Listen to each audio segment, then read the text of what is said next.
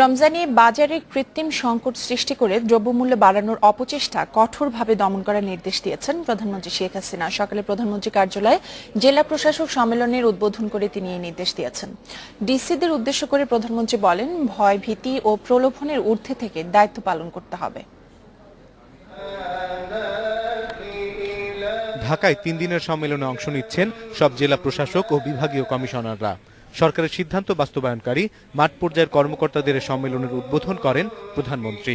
জঙ্গিবাদ ও সাম্প্রদায়িকতা মুক্ত সমৃদ্ধ বাংলাদেশ গড়তে 24টি নির্দেশনা দেন তিনি।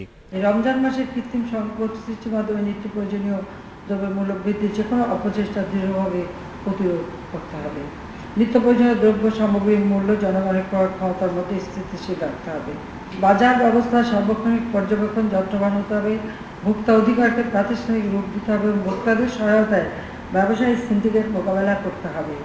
প্রধানমন্ত্রী বলেন, শুধু সরকারি কর্মকর্তা হিসেবে নয়, দেশপ্রেমিক হিসেবে জনগণের সেবা করতে হবে। সুশাসন প্রতিষ্ঠার জন্য স্বচ্ছতা ও জবাবদিহিতা বাড়ানোর নির্দেশও দেন তিনি। আপনাদের উপরে যে দায়িত্ব, আপনারা সকল ভয়, ভীতি, চাপ সবকিছু ঊর্ধ্বে উঠে আপনারা আপনাদের উপর দায়িত্ব যথাযথভাবে পালন করবেন। সেটাই আমরা চাই, যেটা হবে জনগণের স্বার্থে, জনগণের কল্যাণে। নদী রক্ষায় ও মাদক নিয়ন্ত্রণে ডিসিদের তৎপর হওয়ার নির্দেশ দেন প্রধানমন্ত্রী। এছাড়া ভেজাল ও ফরমালিন মুক্ত খাদ্য নিশ্চিত করতে সহযোগিতা চান শেখ হাসিনা। সাধারণ মানুষ যাতে কোনোভাবে হয়রানি। অনিমেষ কর, ইন্ডিপেন্ডেন্ট নিউজ, ঢাকা।